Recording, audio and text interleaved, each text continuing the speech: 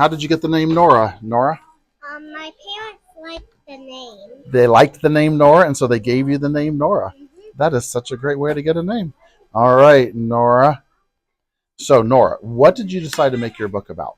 A mermaid. Oh, you're going to make your book about a I mermaid. tried my best. I can tell you tried your best. Look at that. I can see some arms and a head. What's this? What was this? What's this part down here? I think I know. A body. The body. Is she going to have a tail on there too? This is the body. That's what I was wondering. Is that kind of her tail down there at the bottom? Yeah. Okay. So we've got a mermaid here. What are you going to put on this page over here? I'm still thinking about it. You're still thinking about it? What about this page over here? I'm still thinking about Still thinking about that one? I'm still thinking about the whole thing. I bet you are thinking about the whole thing. I'm just curious. What about this page over here? I think I know. Yeah, what do you think you're going to put there? I think I'm going to draw the mermaid swimming in the water with her friend. Ah, the mermaid swimming in the water with her friend. Yeah. So it's so interesting. You already know what's going to go on this page over here. That's so interesting how you're thinking ahead in your book. When you read this page, what are you going to say? The mermaid is going to swim in the water. The mermaid is going to swim in the water. Oh, that sounds so much like a book the way you read that. That's going to be beautiful the way you read that. All right. So the mermaid is swimming in the water. Are you going to put some more words in this book besides your name, Nora? Mm-hmm. What else are you going to write on this page? I don't know. But maybe, do you think you might write mermaid? Yeah. And if you write mermaid, you'll just write it the best you can, right? Mm-hmm. Okay. I'm going to talk to teachers. I'll be right back, okay? Okay. Okay, you keep working on that. Do you need a pencil for that too? No. Okay, you're good. All right.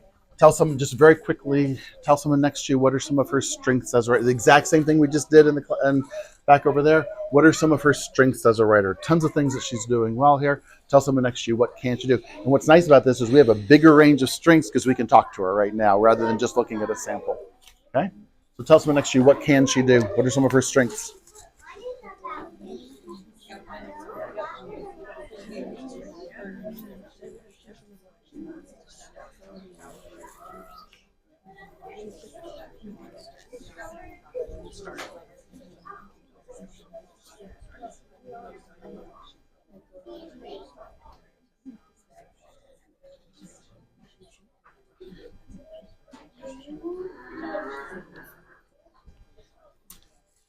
All right, let's pull back together. I have to go very quickly here as I'm watching the times fly by. I'll start us off on this one. So there's a bunch of strengths here, right? She has a topic right away. And it appears that she's going to be on topic. That little part where I'm saying, what's on this next page? I know when I got to page 4, some of you are saying, she didn't know the other two.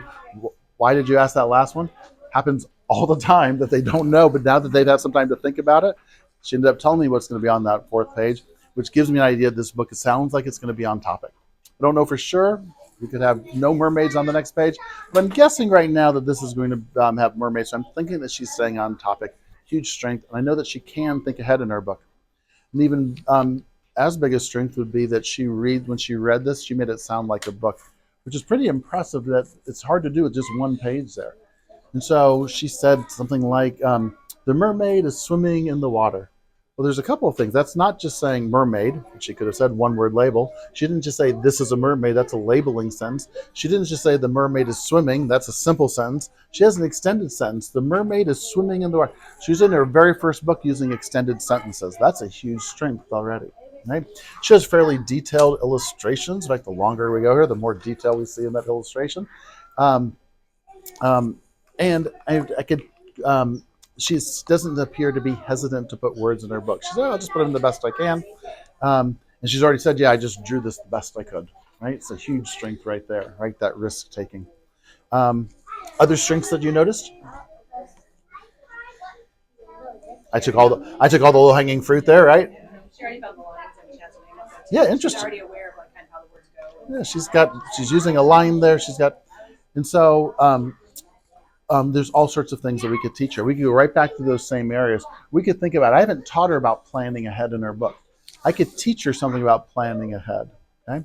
I could teach her something about book directionality, not the biggest thing I would teach right now. In fact, I can't really teach it right now. All I can really do right now is fix the staples, get it going the right way. That doesn't teach her what to do next time, right?